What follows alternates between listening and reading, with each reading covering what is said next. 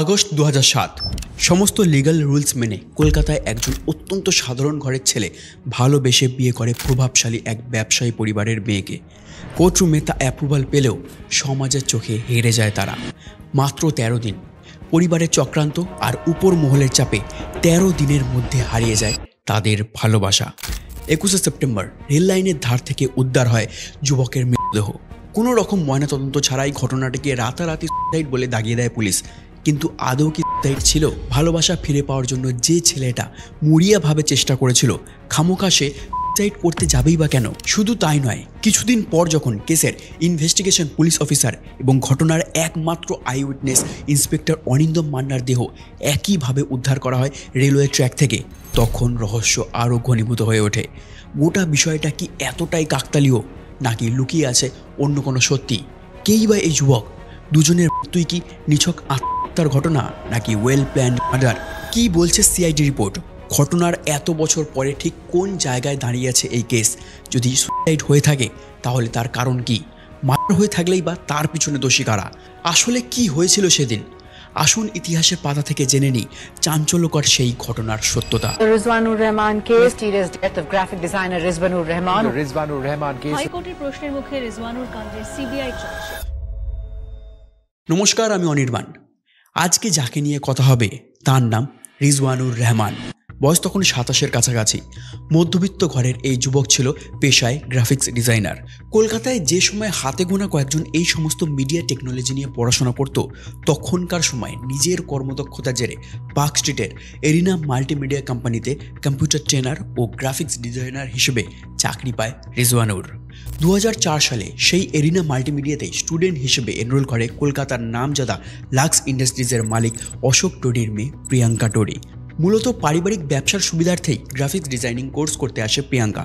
শান্তশিষ্ট স্বভাবের প্রিয়াঙ্কাকে খুব একটা কারোর সাথে কথা বলতে দেখা যেত না। উল্টো দিকে রিজওয়ানুর তখন নিজের বন্ধুত্বপূর্ণ নেচার আর এক্সপার্টিসের জেরে টিচার হিসেবে ছাত্রদের মধ্যে বেশ ফেমাস হয়ে উঠেছে। হয়তো এই কারণেই এমনিতে রিভার্স নেচার হলেও ধীরে ধীরে রিজওয়ানুর দিকে আকৃষ্ট হয়ে পড়ে প্রিয়াঙ্কা। আস্তে আস্তে বন্ধুত্ব এবং আলটিমেটলি তা প্রেমের সম্পর্কে রূপ নেয়, যা নিয়ে শুরুতেই সন্দেহ হয় বাবা অশোক টোডির। মেয়েকে তিনি সাবধানও করেন, কিন্তু প্রিয়াঙ্কা তখন এই বিষয়টাকে নিছকই টিচার স্টুডেন্ট ইন্টারাকশন বলে উড়িয়ে দেয়। এইভাবেই কেটে যায় বেশ কিছু বছর। 2007 প্রিয়াঙ্কা এবং রিজওয়ানুর ঠিক করেন তারা বিয়ে করবেন, কিন্তু মুশকিল হয়ে দাঁড়ায় তাদের ধর্ম। রিজওয়ানুর ইসলাম ধর্মের, কিন্তু প্রিয়াঙ্কা মারওয়াড়ি হিন্দু। এই বিভেদ যে পরে গিয়ে বেশ বড় সড়ো সমস্যা তৈরি করবে সেটা তারা দুজনেই বেশ ভালোভাবে আন্দাজ করতে পেরেছিল, কিন্তু তার পরিণতি যে এতটা ভয়ঙ্কর হবে তা ভাবতে পারেনি কেউই। 18 আগস্ট 2007 পরিকল্পনা মাফিক 3 জন সাক্ষীর উপস্থিতিতে আইনত বিয়ে করে তারা। স্পেশাল ম্যারেজ অ্যাক্ট 1954 অনুযায়ী ইন্টারকাস্ট ম্যারেজ হিসেবে তাদের বিয়ে লিগাল অ্যাপ্রুভালও পায়। কিন্তু সমস্যা হয়ে দাঁড়ায় এই বিয়ের 3 জন সাক্ষী, কারণ এদের মধ্যে কেউই রিজওয়ানুর কিংবা প্রিয়াঙ্কার বাড়ির লোক ছিলেন না। এমনিতে তাতে কোনো সমস্যা না হলেও বাড়ির লোককে না জানিয়ে করা এই বিয়ে রিজওয়ানুরের জীবনের সবচেয়ে বড় সমস্যার কারণ হয়ে দাঁড়ায়। কিভাবে? সেই ঘটনা জানার জন্য ভিডিওর পরবর্তী ও মূল অংশ অত্যন্ত গুরুত্বপূর্ণ। এখানে আমাদের মনে রাখতে হবে যে গল্পটা 2007-এর, যখন ইন্টারকাস্ট ম্যারেজ তো দূর, লাভ ম্যারেজ করাটাই এই সমাজে একটা দুঃসাধ্য ব্যাপার বলে মানা হতো। হয়তো সেই কারণেই শুরুতে বাড়ির কাউকে না জানিয়েই বিয়ে করার সিদ্ধান্ত নেয় রিজওয়ানুর ও প্রিয়াঙ্কা। সেই ক্ষেত্রে ম্যারেজ অ্যাক্ট 1954 তাদের কাছে হাতিয়ারের মতন কাজ করছিল, কারণ তারা জানতো আইন যদি তাদের বিয়েতে শিলমোহর দেয় তবে সমাজের বাকিদের বিশেষ কিছু বলার থাকবে না। পরিস্থিতি বিশেষে বাড়ির লোককে পরে জানিয়ে দেওয়ার পরিকল্পনা করে তারা। সেই মতো বিয়ে সেরে 18 আগস্ট প্রিয়াঙ্কা ও রিজওয়ানুর যে যার বাড়িতে ফিরে যায় এবং পরিকল্পনা করতে থাকে বাড়ির লোককে কিভাবে সব কিছু জানানো যায়। বাড়ির বড়দের জানানোর আগে কোনো একজন বিশ্বস্ত ও জেনারেস ফ্যামিলি মেম্বারকে শুরুতেই তাদের পাশে প্রয়োজন, এ কথাও তারা জানতো। সেই মতো প্রথম পদক্ষেপ নেয় রিজওয়ানুর। সে তার দাদা রুকমানুরকে তাদের বিয়ের কথা জানায় এবং কথার পেটে কথা চেপে সেই খবর পৌঁছায় রিজওয়ানুরের ফ্যামিলি ফ্রেন্ড মনিরুদ্দিন ওরফে পাপ্পুর কাছে। এখানে এই দুটো নাম মনে রাখা খুবই দরকার, কারণ শুরুতে এই দুজন প্রিয়াঙ্কা ও রিজওয়ানুরের বাড়ির লোককে বোঝাতে হেল্প করবে বললেও পরে গিয়ে সেই কথার কোনো দাম তারা রাখেনি। কেন আমি এই কথা বলছি আপনারা বুঝতে পারবেন একটু পরেই। মূলত এই দুজন রুকমানুর ও পাপ্পুর উপর ভরসা করেই 31 আগস্ট 2007 বিয়ের 12-13 দিনের মাথায় কাউকে কিছু না জানিয়েই বাড়ি ছেড়ে রিজওয়ানুরের তিলজলার বাড়িতে চলে আসে প্রিয়াঙ্কা। এই প্রথম রিজওয়ানুরের পরিবার মানে তার বাবা মা ও বাকিরা জানতে পারে তাদের বিয়ের ব্যাপারে, প্রিয়াঙ্কার ব্যাপারে। বড়লোক বাড়িতে পশ আদব কায়দায় মানুষ প্রিয়াঙ্কা, সে কি রিজওয়ানুরের অতি সাধারণ বাড়িতে মানিয়ে নিতে পারবে? সেই ভেবে শুরুতে আপত্তি জানায় রিজওয়ানুরের মা। উল্টো দিকে সময় পেরিয়ে গেলেও প্রিয়াঙ্কা ঘরে ফিরে আসেনি দেখে প্রিয়াঙ্কার মা ও বাবা অশোক টরি চিন্তায় পড়ে যায়। তড়িঘড়ি তারা এরিনা মাল্টিমিডিয়ায় খোঁজ লাগান। ততক্ষণে প্রিয়াঙ্কা ছোট বোনকে ফোন করে সমস্তটা জানিয়ে দেয়। শুধু জানায় যে তেমনটা নয়, নিয়ম রক্ষার্থে নতুন কুটুম পরিবারকে আমন্ত্রণ করেন রহমান ফ্যামিলি। রিজওয়ানুর নিজে অশোক টডিকে তাদের ঠিকানা দেয়। একটুও দেরি না করে ভাই প্রদীপ টডিকে সঙ্গে নিয়ে রিজওয়ানুরের বাড়ির উদ্দেশ্যে রওনা দেয় তার বাবা অশোক টডি। শুরু থেকেই তারা জানতো রিজওয়ানুরের পরিবার বিয়ের ব্যাপারে বিশেষ একটা আপত্তি না করলেও টডি পরিবার বিষয়টাকে একেবারেই সহজভাবে মেনে নেবে না। সেই মতো এবার পরবর্তী পরিকল্পনা শুরু করে তারা। প্রিয়াঙ্কা ও রিজওয়ানুর মিলে ঠিক করে তারা পুলিশের হেল্প চেয়ে আগে ভাগেই চিঠি পাঠাবে উপর মহলে। সেই মতো সেই দিনই সম্ভবত ম্যানুয়ালি তারা 5টা চিঠি পৌঁছে দেয় বিভিন্ন দপ্তরে। একটা চিঠি যায় তৎকালীন কলকাতা পুলিশ কমিশনার প্রসূন মুখার্জির কাছে, এনার উল্লেখ আমরা পরেও পাবো। 2 যায় কলকাতা পুলিশের ডেপুটি কমিশনারের কাছে। 3 রিজওয়ানুরের লোকাল থানা কারায়া পুলিশ স্টেশনের অফিসার ইনচার্জের কাছে। 4 প্রিয়াঙ্কার লোকাল পুলিশ স্টেশন বিধাননগর থানা। আর সবশেষে 5 নম্বর লেটার যায় 24 পরগনার পুলিশ সুপারিনটেন্ডেন্টের কাছে। লেটারের বিষয়বস্তু এই ছিল যে তারা দুজনেই প্রাপ্তবয়স্ক, নিজেদের ইচ্ছায় বিয়ে করছে, যা লিগালি অ্যাপ্রুভড। ভিন্ন ধর্মের হওয়া সত্ত্বেও তারা স্ব ইচ্ছায় একে অন্যের সাথে জীবন কাটাতে চায়, এতে পুলিশ যেন তাদেরকে হেল্প করে। কিন্তু এই সমস্ত বন্দোবস্ত বাবা অশোক টডির প্রভাবের সামনে ফিকে পড়ে যায়। এক কথায় ভিন্ন ধর্মের রিজওয়ানুরকে মেনে নিতে অস্বীকার করেন অশোক। 31 আগস্ট, তখন রাত 8টা। অশোক টডি, প্রদীপ টডি সাথে প্রিয়াঙ্কার মামা অনিল সারেঙ্গি এসে হাজির হলেন রিজওয়ানুরের বাড়িতে। সাধারণত যেরকম আমরা সিনেমায় দেখি সেরকমভাবেই বসলো গোলটেবিল বৈঠক। টডি পরিবার জানালেন তারা মেয়ে প্রিয়াঙ্কাকে বাড়ি ফিরিয়ে নিয়ে যেতে এসেছেন। রহমান পরিবার বললেন প্রিয়াঙ্কা বাড়িতে না জানিয়ে চলে এসেছে, অন্যায় করেছে, কিন্তু সে যদি নিজের ইচ্ছায় থেকে যেতে চায় তবে তারা বিশেষ আপত্তি করবে না। প্রিয়াঙ্কাও সাফ জানিয়ে দেয় যে সে তার স্বামীর সাথেই থাকবে, কোনোভাবেই সে বাড়ি ফিরবে না। সময়ের সাথে সাথে আলোচনা আরও জোরদার হয়ে ওঠে, কিন্তু উত্তপ্ত হয় না। রাত্রি 1টা নাগাদ অনিল সারেঙ্গি ও প্রদীপ টডি বেরিয়ে আসেন তিলজলা থেকে। সোজা হাজির হন কারায়া পুলিশ স্টেশনে। রিজওয়ানুরের নামে পুলিশে কমপ্লেন করেন যে সে প্রিয়াঙ্কাকে জোর করে বিয়ে করেছে। সেই অভিযোগ অনুযায়ী 2 জন পুলিশ অফিসার সেই দিন রাতেই হাজিরও হন রিজওয়ানুরের বাড়িতে। এরপর ঘটনা উত্তপ্ত হয়ে ওঠে। চাপ তৈরি করা শুরু হয় প্রিয়াঙ্কা ও রিজওয়ানুরের উপর, কিন্তু তাদের কাছে legal documents, valid marriage certificate থাকায় এই সমস্ত জোরাজোরি বিশেষ কাজে আসে না। বাধ্য হয়ে পরদিন সকালে অশোক টডি বাড়ি ফিরে যান একা। ঠিক করেন মেয়েকে ঘরে ফিরে আনতে এবার তিনি নিজের সমস্ত ক্ষমতা কাজে লাগাবেন। এই যেদি কাল হয়ে যায় রিজওয়ানুরের জীবনে।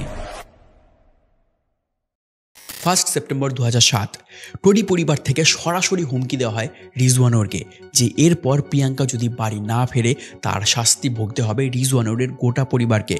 অশোক টডি নিজের কানেকশন ও পাওয়ার ইউজ করে এবার একে একে যোগাযোগ করে ডিটেকটিভ ডিপার্টমেন্টের DCP Ajay Kumar, DC headquarter Gyanwant Singh, ACP Sukanti চক্রবর্তীর সাথে। এই সমস্ত ডিটেলস আমি যা বলছি নিউজ পেপার রিপোর্টে এবং খবরে যা জানানো হয়েছিল তার ভিত্তিতে, কারণ এই কেসের জন্য কোর্ট সিবিআইকে ক্লোজড ফাইল ইনভেস্টিগেশনের অর্ডার দেয়। তাছাড়া সিআইডি ইনভেস্টিগেশন থেকে যতটুকু যা জানা যায় তাই জানাচ্ছি আপনাদের। দেখুন, টডি ফ্যামিলির ইনফ্লুয়েন্স আর পয়সা ছিল বিস্তর, তাতে কোনো সন্দেহ নেই। আর ব্যবসা সূত্রে মাঝে মাঝে কলকাতা পুলিশের নানা ইভেন্ট অর্গানাইজ এবং স্পন্সর করতে দেখা যায় লাক্স ইন্ডাস্ট্রিজ প্রাইভেট লিমিটেডকে। কাজেই পরিচিতি ছিল প্রচুর, যার জেরে এবার অশোক টডি হাজির হন পুলিশ কমিশনার প্রসূন মুখার্জির অফিসে। যে বিয়ে লিগালি ভ্যালিড সেখানে পুলিশের আলাদা করে তো মাথা ঘামানোর কোনো কথাই ছিল না, তাই না? কিন্তু এক্ষেত্রে পুলিশ হঠাৎ করে রিজওয়ানুর ও প্রিয়াঙ্কার আনঅফিসিয়াল গার্জেনের ভূমিকা নেন। ইনভেস্টিগেশন রিপোর্ট অনুযায়ী এক্ষেত্রে 2টো সিনারিও সামনে এসেছে। 1, প্রসূন মুখার্জির অর্ডারেই নিম্নস্থ অফিসাররা চাপ সৃষ্টি করে রিজওয়ানুরের উপর, আর 2 প্রসূন মুখার্জি অশোক টোডির সাথে দেখা করেছিলেন মাত্র, কিন্তু ডাইরেক্ট কোনো রকম কোনো হেল্প করার কথা বলেননি, আবার অবজেকশনও করেনি। যেটাই হয়ে থাকুক না কেন, অশোক টোডি প্রসূন মুখার্জির সাথে যে দেখা করেছিলেন এই কথা সত্যিই। বলা বাহুল্য, এই মিটিংয়ের পর থেকেই পরিস্থিতি বদলাতে শুরু করে। মাঝখানে কেটে যায় 1 সপ্তাহ। 8ই সেপ্টেম্বর 2007 অশোক টোডি রিজওয়ানুরের এগেনস্টে কমপ্লেন করেন যে সে প্রিয়াঙ্কাকে তার ইচ্ছের বিরুদ্ধে বাড়িতে আটকে রেখেছে। ঘটনাটা এবার কিডন্যাপের কেসের আকার নেয়, সাধারণ ফ্যামিলি ম্যাটার বা ম্যারেজ কেসে আটকে থাকে না। এরপর থেকে পুলিশ লিগালি এই কেসে ইন্টারফেয়ার করার ছাড়পত্র পেয়ে যায়। সেই মতো লালবাজারে ডেকে পাঠানো হয় রিজওয়ানুর ও প্রিয়াঙ্কাকে। পুলিশ রিজওয়ানুরের উপর অহেতুক চাপ দিতে শুরু করে, তাকে অ্যারেস্ট করার ভয়ও দেখানো হয়। উল্টো দিকে অনিল সারেঙ্গি মোক্ষম চাল চালেন। তিনি প্রিয়াঙ্কাকে জানান যে তার বাবার শরীর খারাপ, তিনি হসপিটালাইজড, তাই প্রিয়াঙ্কা এখন বাবার কাছে ফিরে যাওয়াটা জরুরি। এর পিছনে যে ষড়যন্ত্র জাল বিছিয়েছিল তার কিছুটা আঁচ করতে পেরেছিল প্রিয়াঙ্কা ও রিজওয়ানুর, কিন্তু রুকমানুর ও পাপ্পুর পরামর্শে একটা রাফ এগ্রিমেন্টে সাইন করে। অবশেষে রিজওয়ানুর প্রিয়াঙ্কাকে বাড়ি যেতে দিতে রাজি হয়, কিন্তু সেও 1 সপ্তাহের জন্য। পুলিশ এখানে সেই মতো একটা রিটেন এগ্রিমেন্টে নিলেও পরে সিবিআই তদন্তে দেখা গেছে সেই এগ্রিমেন্টে ছিল না কোনো স্ট্যাম্প কিংবা কোনো ভ্যালিড ডকুমেন্টেশন, যে বিষয়টা সেই সময় বেমালুম ওভারলুক করে গিয়েছিল রিজওয়ানুর। তাছাড়া এই রকম লিগাল এগ্রিমেন্টে সাইন করার কোনো রকম অথরিটি ইন্ডিয়ান পুলিশকে দেয় না ইন্ডিয়ান কনস্টিটিউশন। সে যাই হোক, এগ্রিমেন্ট মতো 8ই সেপ্টেম্বর 2007 প্রিয়াঙ্কা ফিরে যায় তার বাপের বাড়িতে, কিন্তু তারা কেউই জানতো না এটাই ছিল তাদের শেষ সাক্ষাৎ। এরপর এক এক করে কেটে যায় দিন, কেটে যায় 1 সপ্তাহ, তবুও প্রিয়াঙ্কা ফেরে না রিজওয়ানুরের বাড়িতে। সেই দেখে তার সাথে যোগাযোগ করার মরিয়া চেষ্টা চালায় রিজওয়ানুর, কিন্তু সেখানে প্রিয়াঙ্কাকে আটকে রাখা হয়েছিল তা অনেকটা পরে বুঝতে পারে সে। তাকে না দেওয়া হয়েছিল কোনো ফোন, না ছিল বাড়ি থেকে বাইরে বেরোনোর কোনো রাস্তা। অবস্থা বেগতিক দেখে পুলিশের সাথে যোগাযোগ করে রিজওয়ানুর, কিন্তু তার অভিযোগকে বিশেষ আমল দেয় না পুলিশ। রিজওয়ানুর এবার চেষ্টা করতে থাকে যাতে যে কোনোভাবে সে প্রিয়াঙ্কাকে আবার ফিরিয়ে আনতে পারে, অন্তত প্রিয়াঙ্কার সাথে কন্ট্যাক্ট করতে পারে, কিন্তু কোনো কিছুতেই বিশেষ সুবিধা করতে পারে না। 19শে সেপ্টেম্বর রিজওয়ানুর ডিসাইড করে যে সে একটা এনজিওর সাথে যোগাযোগ করবে, যার নাম APDR, association for protection of democratic rights. এনজিওতে একটা লেটারও লেখে রিজওয়ানুর, যাতে শুরু থেকে সমস্তটা বিস্তারিত জানায় সে। সাথে এও জানায় যে তার ও প্রিয়াঙ্কার সম্পর্কের মাঝে যদি তাদের ধর্ম বাধা সৃষ্টি করে থাকে, তবে সে নিজের ধর্ম বদলে ফেলতেও রাজি আছে। সেই অ্যাকর্ডিং 21শে সেপ্টেম্বর APDR এর সিনিয়র মেম্বার সুজাত ভদ্রর সাথে কথাও হয় তার। তারা ঠিক করে কেসে পরবর্তীতে কিভাবে এগোনো উচিত সেটা তারা প্ল্যান করবে। সুজাত ভদ্র লিগালি এবং ইকোনমিক্যালি সমস্ত রকমভাবে রিজওয়ানুরকে সাহায্য করবে আশ্বাস দেয়, কিন্তু সুজাত ভদ্র জানতোই না যে কেসের জন্য সে সাহায্য করবে ভাবছে সেই কেসই নতুন রূপ নেবে কিছু ঘন্টার মধ্যে। 21শে সেপ্টেম্বর 2007 কোনো একটা ফোন কল পাওয়ার পর খাওয়া ছেড়ে অন্ততন্ত হয়ে বাড়ি থেকে বেরিয়ে যায় রিজওয়ানুর। এমনিতেই সে লয়ার, এনজিও, নানা রকম লিগ্যাল হেল্পের ব্যাপারে ডিসকাস করতে সকালবেলা বেরিয়ে যেত, আর সব কাজ সেরে বাড়ি ফিরত সন্ধেবেলা। এই সময় বাড়ি ছেড়ে মাসির বাড়িতেও থাকবে ভাবে রিজওয়ানুর। তার উদ্দেশ্য ছিল একটাই, যাতে যে কোনো উপায়ে প্রিয়াঙ্কাকে বাড়িতে ফিরিয়ে আনা যায়, কিন্তু শেষ অবধি সেই সুযোগ আর পায়নি সে। 21শে সেপ্টেম্বরও বাকি দিনের মতন সেম শিডিউলে বাড়ি থেকে বেরোয়, কিন্তু সন্ধেবেলা আর বাড়িতে ফেরেনি সে। বাড়িতে আসে তার আত্মহত্যার খবর। কার্যত রিজওয়ানুরের মৃত্যুতে এখানেই ইতি হয়ে যায় প্রিয়াঙ্কা এবং রিজওয়ানুর রহমানের ম্যারেজ কেস। কিন্তু গল্পের আসল টানাপোড়েন শুরু হয় এরপর থেকে। শুরু হয় রিজওয়ানুর রহমান মার্ডার কেসের ইনভেস্টিগেশন। উঠে আসে নানা রকম চাঞ্চল্যকর তথ্য। জানা যায় সেদিন 21শে সেপ্টেম্বর সকাল 8টা নাগাদ বাড়ি থেকে বেরোয় রিজওয়ানুর। 10টা28 নাগাদ তার লয়ারের সাথে শেষ কথা বলে রিজওয়ানুর। এর ঠিক 2 মিনিট পর 10টা30 নাগাদ দমদম রেলওয়ে ট্র্যাকের ধার থেকে তার দেহ উদ্ধার করে রেলওয়ে পুলিশ। ইনিশিয়াল ইনভেস্টিগেশনের দায়িত্ব গিয়ে পড়ে RPF এর উপর। রেলওয়ে ফোর্সের আন্ডারে আনন্যাচারাল ডেথ হিসেবে এই কেস রেজিস্টার করা হয়। বডি উদ্ধার করা হয় সিভিয়ার হেড ইঞ্জুরির সাথে। সঙ্গে সঙ্গে পোস্টমর্টমের জন্য রিজওয়ানুর রহমানের বডি পাঠানো হয় RG কর মেডিকেল কলেজে। রিজওয়ানুরের ভাই রুকমানুর সেই দিন অশোক টোডির বিরুদ্ধে কমপ্লেন ফাইল করে কারায়া পুলিশ স্টেশনে। 22শে সেপ্টেম্বর আসে পুলিশ পোস্টমর্টেম রিপোর্ট। তাতে রিজওয়ানুরের বডি থেকে মাল্টিপল ইঞ্জুরিজ পাওয়া যায়, যা রেল অ্যাক্সিডেন্টের ক্ষেত্রে হয়ে থাকে। সেই অনুযায়ী রিজওয়ানুরের মৃত্যুকে সুইসাইড বলে ডিক্লেয়ার করে দেয় RPF। কিন্তু এই এতক্ষণের ঘটনা ঠিক কতটা সাজানো তা বুঝতে পারবেন এরপর। এসবের মাঝে প্রেস কনফারেন্সে প্রসূন মুখার্জি রিজওয়ানুর ও প্রিয়াঙ্কা সম্পর্ককে ঘিরে কিছু অহেতুক ও বিতর্কিত মন্তব্য করে বসেন, যা নিয়ে গোটা বিষয়টার উপর জলঘোলা হয়ে যায়। এই কেসে পুলিশি উপর মহলের হস্তক্ষেপকে ঘিরে জোরালো প্রশ্ন তোলে মিডিয়া। পরিস্থিতি এক প্রকার আন্দোলনের আকার নেয়। অপোনেন্ট পলিটিক্যাল লিডাররাও এবার রিজওয়ানুরের পরিবারের পাশে এসে দাঁড়ান। এর মধ্যে এই খবর রটে যে পুলিশ জোর করে রিজওয়ানুরের খুনকে আত্মহত্যা বলছে এবং বডি ডিসপোজ করতে মরিয়া হয়ে উঠেছে। এবার আগুন লেগে যায় সাধারণ মানুষের মধ্যে। কারায়া থানার বাইরে বিক্ষোভ করে অসংখ্য সাধারণ মানুষ। পরিস্থিতি এতটাই বেসামাল হয়ে যায় যে 24শে সেপ্টেম্বর পোস্টমর্টেম রিপোর্ট আসার দুদিনের মধ্যে মুখ্যমন্ত্রী বুদ্ধদেব ভট্টাচার্য এই কেসের সিআইডি ইনভেস্টিগেশনের অর্ডার দিতে বাধ্য হন। সিআইডি ইনভেস্টিগেশনে শুরুতে মিসম্যাচিং ফ্যাক্টসগুলো সামনে আসতে শুরু করে। ঠিক কোন ট্রেনে দুর্ঘটনায় রিজওয়ানুর মারা যান খতিয়ে দেখতে গেলে সিআইডিকে রেলওয়ে বোর্ড পরিষ্কার জানায় যে সেদিন কোনো রেল দুর্ঘটনা হয়নি। তাহলে রিজওয়ানুরের আত্মহত্যা হলো কিভাবে? রেলওয়ে অথরিটিস তাহলে কিসের বেসিসে রিপোর্ট ফাইল করেছে? এই প্রশ্নের উত্তরে রেলওয়ে থেকে জানানো হয় যে রেলওয়ে পুলিশ রিপোর্টে বলেছে বডি রেলওয়ে ট্র্যাক থেকে উদ্ধার করা হয়েছে উইথ মাল্টিপল হেড ইঞ্জুরিজ। সেটা যে ট্রেন অ্যাক্সিডেন্টে হয়েছে সেটা কখনোই বলেনি রেলওয়ে বোর্ড। এই মন্তব্যের পর মিডিয়া নিজের মতন করে লোকাল ইনকোয়ারি শুরু করে, যা থেকে আরও ভয়াবহ তথ্য সামনে আসে। মিডিয়ার ইন্টারভিউতে ট্র্যাকের পাশে কিছু স্থানীয় মানুষ দাবি করে সেদিন ডেড বডি রেলওয়ে ট্র্যাকে সোজাভাবে শোয়ানো দেখে তারা। বডি দেখে মনেই হয়নি যে রেলওয়ে অ্যাক্সিডেন্টে কারোর মৃত্যু হয়েছে। হাত চেস্টের উপর এমনভাবে রাখা ছিল যা দেখে বরং মনে হয়েছে কেউ প্ল্যানফুলি এসে তার রেলওয়ে ট্র্যাকে শুইয়ে দিয়ে গেছে। বডিতে ইঞ্জুরিজ থাকলেও কোনো হেড বা ফেস ইঞ্জুরিজ দেখেনি কেউ। এসব তথ্য সামনে আসার পর রিজওয়ানুর রহমানের পরিবার দাবি করে যে রেলওয়ে ট্র্যাক থেকে যে বডি পোস্টমর্টেমের জন্য পাঠানো হয় তা হয়তো রিজওয়ানুর রহমানের বডি ছিলই না। কোর্ট ট্রায়ালে কিছু লিগ্যাল ডকুমেন্টেশনও সামনে আসে, যাতে বলা হয় স্টেশন সুপারিনটেন্ডেন্ট প্রথমে বডি দেখার পর রিপোর্ট করার সময় মৃত ব্যক্তির বয়স 50-এর কাছাকাছি বলেছিলেন। এবার একজন 30 বছরের যুবকের বয়স কি করে 50 বছর মনে হতে পারে আপনারাই বলুন। অগত্যা এই সমস্ত তথ্যের ভিত্তিতে রিজওয়ানুরের পরিবার এবার কোর্টের কাছে সিবিআই তদন্তের আর্জি জানায়। 16ই অক্টোবর কলকাতা হাইকোর্ট সিবিআই ইনভেস্টিগেশনের দাবিকে মান্যতা দেন। মামলা এবার সিআইডির হাত থেকে সিবিআই এর হাতে চলে যায়। কোর্ট সিবিআইকে ক্লোজড ফাইল ইনভেস্টিগেশনের রিপোর্ট সাবমিট করার নির্দেশ দেয়। 16ই অক্টোবর থেকে 8ই জানুয়ারি 2008 পর্যন্ত চলে সিবিআই এর তদন্ত, যার মাধ্যমে এই কেসের ক্লিয়ার একটা ছবি সকলের সামনে আসে। কোর্টে সিবিআই জানায় অশোক টোডি নিজের ইনফ্লুয়েন্সকে কাজে লাগিয়ে প্রথমটায় ডিসি হেডকোয়ার্টার মানে জ্ঞানওয়ান্ত সিং ও পরে ডিসিডিটি ডিটেকটিভ ডিপার্টমেন্ট অজয় কুমারের সাথে যোগাযোগ করেন। ডিসিপি জ্ঞানওয়ান্ত সিং এসপি সুকান্তি চক্রবর্তীকে অর্ডার দেন অশোক টোডিকে হেল্প করার জন্য।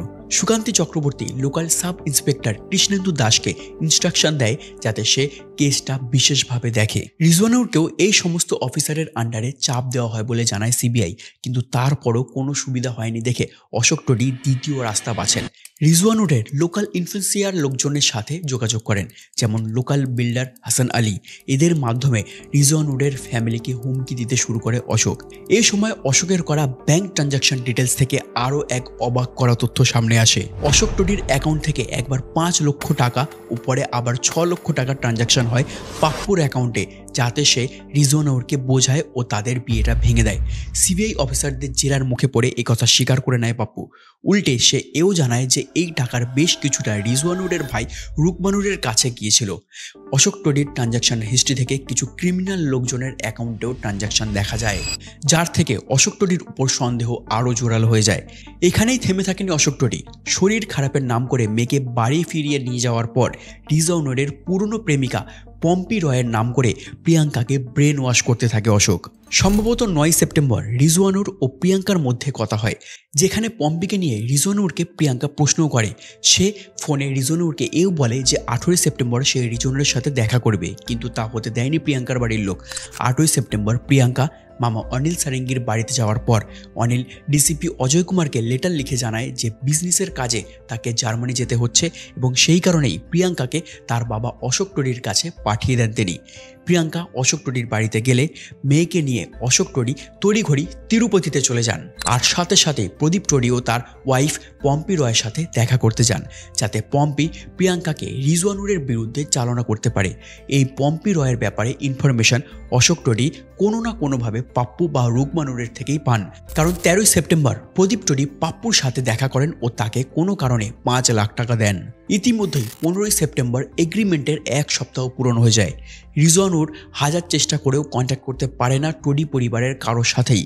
সিবিআইয়ের ইনভেস্টিগেশন অনুযায়ী লয়ারের পরামর্শে রিজওয়ানুর হেবিয়াস কর্পাস পিটিশনে ফাইল করার কথাও ভাবেন। সাধারণত কখনো যদি পুলিশ বা কোনো ইনভেস্টিগেশন টিম অন্যায়ভাবে কারোর ফ্যামিলি মেম্বারকে অ্যারেস্ট বা ডিটেন করে নেয়, তবে এই পিটিশন করলে সেই মোতাবেক কোর্ট পুলিশকে সেই ফ্যামিলি মেম্বারকে 24 ঘন্টার মধ্যে আদালতে হাজির করার নির্দেশ দেন। সিবিআই জানায় 20 থেকে 21 সেপ্টেম্বরের মাঝে রিজওয়ানুর পম্পির সাথেও যোগাযোগ করার চেষ্টা করে। পরে রিজওয়ানুরের এক কাজিনের কম্পিউটার থেকে রিজওয়ানুরের একটা সুইসাইড নোটও পাওয়া যায়, যা টাইপ করা হয়েছিল ডিজিটালি। আদৌ তা রিজওয়ানুর টাইপ করেছিল কিনা তা জানাটা এই মুহূর্তে অসম্ভব। তবে সিবিআই শেষ পর্যন্ত রিজওয়ানুর রহমানের মৃত্যুকে সুইসাইড বলেই রিপোর্ট করে। কোর্টে প্রসূন মুখার্জি ও অন্যান্য পুলিশ অফিসারের বিরুদ্ধে ডিসিপ্লিনারি অ্যাকশন নেন। এখানেও এক প্রকার শেষ হয়ে যেত এই কেস, কিন্তু ঘটনার ইনভেস্টিগেশন রেলওয়ে পুলিশ অফিসার ও গোটা বিষয়টার একমাত্র আই উইটনেস অরিন্দম মান্নার আচমকা রেলওয়ে দুর্ঘটনায় মৃত্যু হলে কেস রিওপেন হয়ে যায়। অরিন্দম মান্নার ফোনের 2টো সিমও গায়েব হয়ে যায়। এই 2টো ঘটনা কি একেবারে কাকতালীয়, তা নিয়ে এখনও কিছু প্রমাণ মেলেনি। 2009 সালে সিবিআই অশোক টোডি সহ আরও 7 জনকে ঘটনায় মূল অভিযুক্ত বলে পুনরায় চার্জশিট পেশ করে ক্যালকাটা হাইকোর্টে। ক্রিমিনাল ইন্টিমিডেশন, অ্যাবডামেন টু সুসাইড এবং কনস্পিরেসির অভিযোগ ওঠে অশোক টোডির বিরুদ্ধে, কিন্তু ক্ষমতা আর ইনফ্লুয়েন্সকে কাজে লাগানো হয় এখানেও। সিবিআই চার্জশিটের তোয়াক্কা না করেই বেল পেয়ে যান অশোক টোডি। লিগাল নানা রকম ট্যাকটিক্স খাটিয়ে ডিলে করতে শুরু করে লিগাল ট্রায়ালে। এমনকি ঘটনার 17 বছর পার হয়ে যাওয়া সত্ত্বেও 2025 পর্যন্ত এই কেসে কারোরই ঠিক মতন কোনো সাজা হয়নি।